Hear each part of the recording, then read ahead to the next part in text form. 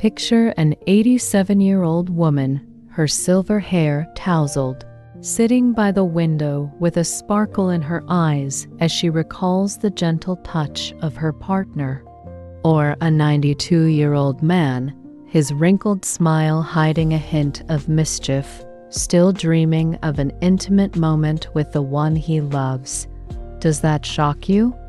Are you thinking, no way, or that's disgusting? But what if I told you that sexuality doesn't come with an expiration date, that really old people, in their 80s and 90s, are still having sex, thinking about it, and craving deep connection? I'm a sexuality educator, and I'm here to rip apart the stifling silence around the sex lives of older adults, a topic society often dodges, yet an essential piece of what it means to be human. I teach classes about sex for old people, really old people, in their 80s and beyond, because old people do have sex. And if they're not having it, they're probably thinking about it, wondering about it, and desiring some form of human connection or intimacy. My focus is on adults 50 and older, as well as the staff who work with them in senior living communities. Recently, in one of my classes, a young aide, probably 20 to 25, named Jake, assumed that a couple in his facility weren't having sex. They sleep in twin beds with a nightstand between them, but I told Jake, you can't be sure. Maybe she's afraid of his razor-sharp toenails and prefers sleeping alone. Maybe he can't stand how she hogs the covers and opts for his own bed to avoid a fight. Or maybe they've agreed to get intimate in the late morning after a good night's sleep and before their meds wear off. You might be thinking, oh, I can't talk about this sex in old people. It's inappropriate, it's gross, grandma having sex is downright horrifying. But if we can't imagine this life for our elders, if we can't start talking, and by talking, I mean tackling tough conversations like dementia, which complicates things further, then we're denying them lives of dignity and pleasure at a time when they need every reason to keep going. As a sexuality educator, I teach about sex literally, the ins and outs of it in all its forms. I'm not just talking about heterosexual intercourse. I mean the wide and varied ways humans have enriched intimacy and sensuality over millennia, desire and response, sexual health and reproduction, identity and attraction, sexual lives, abuse, and consent. I came to this work late, earning my PhD at 62, while my classmates dreamed of sex ed careers with younger folks. I realized older adults were living longer, loving longer, and their sexual lives were a taboo. That drew me in, not just because they're underrepresented in research, but because it's my future too. I did my practicum with Dr. Margaret Harper at Willow Independent Living Community in Brooklyn. She's a psychotherapist, sex therapist, and pioneer in marriage and family therapy for over 50 years. She just celebrated her 100th birthday with sharp intellect, a great sense of humor, and impeccable style. One day, before a group session, she pulled me aside, pointed to a man named Henry, and said, "He's struggling emotionally right now."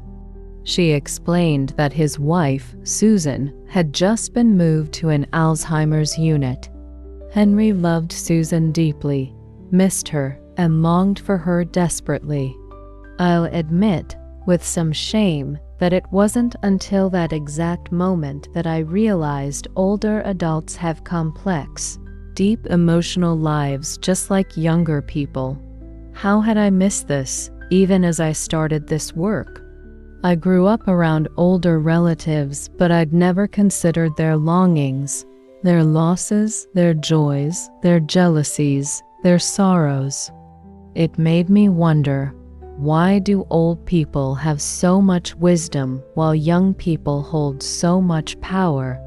The questions I ask myself now echo in the voices of those I teach. Is my pelvic floor dropping? Am I destined for adult diapers? Does lower estrogen mean I'm stuck plucking stray facial hairs every morning? Is this my new normal? So, what do we know about older adult sexuality? The Harvard study of adult development, tracking people since 1938, found that the greatest source of happiness in life is relationships. Not specifically sexual ones, I'll get to that, but those with positive relationships at 50 were happiest at 80. Sexuality researchers like Dr. William Carter found that older adults are having and enjoying sex well into their 80s. Before him, many focused only on medical issues, medications, hormonal changes, chronic illness, chronic pain, missing the full human experience. He and his colleagues identified 3 key influences on older adults' sexual stirrings: good physical and mental health, access to a partner, and a positive attitude toward sex. Most research has focused on heterosexual relationships, but my own work on same-sex relationships among older adults shows positive relationships tie directly to sexual satisfaction. So, what's the takeaway? Older adults are doing it, they're having fun, and it's good for their health. Why do we slap an expiration date on their sex lives just because they're old? There's a saying, youth is wasted on the young.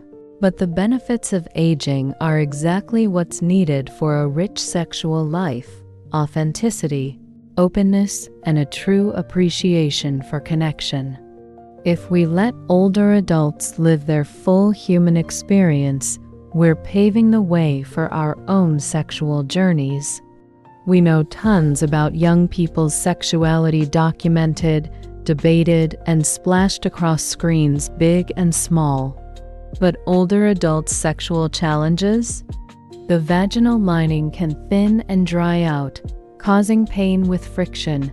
Erections may be slower or non-existent. Dementia and cognitive impairments can drastically alter personality. I've encountered cases in my teaching. A son, David, worried his mom, Linda, is being scammed by her new boyfriend, though she's head over heels. An unmarried interracial couple, Sarah and Michael, hesitant to take their relationship further because neighbors stare when they hold hands. A transgender woman, Emily, afraid to be herself after her senior housing was bought by a conservative religious group. One woman, Patricia, asked how to have sex with her husband now that he can't get erect. How do I bring a vibrator into bed after 50 years of marriage? Another, Evelyn, widowed after 67 years, wondered aloud about a relationship with a woman due to the scarcity of men around her. These brave questions deserve dignity for their courage and honesty.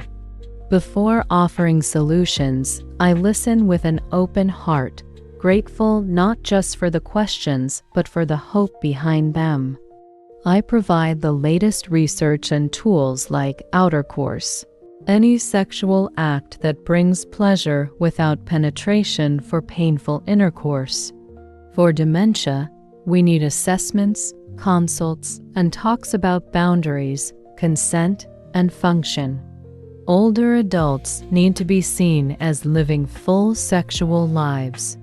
I believe everyone, regardless of class, disability, ethnicity, gender identity, nationality, politics, race, religion, orientation, or age, deserves sexual freedom. We need a public health approach to curious, consenting older adults wanting full sexual lives. Right now, the burden often falls on individual staff, though everyone in senior living admins, staff, families knows elders are having sex. But it's unfair to leave snap decisions to someone like Jake, who might walk in on it. Their personal values take over. We need a broader lens leadership. Few communities have a clear, consistent grasp of sexual freedom and expression. Take Clara and James. Clara was 92, James 95, when they met and fell in love in assisted living. Both had dementia. One day, during a private sexual moment in James's bed, James's son, Thomas, walked in and was furious. He demanded staff never let them be alone again, then removed James from the community. Clara stopped eating, lost 15 pounds, was diagnosed with depression and dehydration, and sat by the window daily, waiting for James. It's heartbreaking and preventable. Hard conversations with staff, family, or the couple could have helped. If those talks led to shared values, organizational policies, and training for staff, families, and residents, it wouldn't have ended this way. I'm calling for leadership willing to tackle taboo topics examining culture, environment, policies, and resident rights. Leadership open to diverse sexual expression and privacy. Senior living communities have rules for everything. My brother just sent me one about how much matzo ball soup you can take home, yet there's a glaring gap. Few have policies on sexual expression covering health, safety, consent, and boundaries. Perhaps the greatest secret is that older adults have longing and lust. Let's borrow from the LGBTQ+ movement. Rainbow flags signal safety.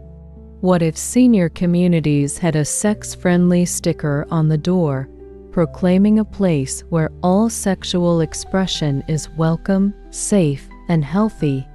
When shopping for a place for your parents or grandparents, you'd know their sexual expression is secure. How we unravel these challenges affects us all. Let's write that future together. Grandmas today and tomorrow will thank us. What do you think about this future? Older adults have longing, lust, and deserve to live fully. How we face this shapes not just their lives but our own futures. I invite you to reflect. What do you think about breaking this silence? Are you ready to have open talks with older loved ones, or imagine yourself at 80 with desires still burning? Share your thoughts, because only by facing and discussing this can we change reality. Thank you.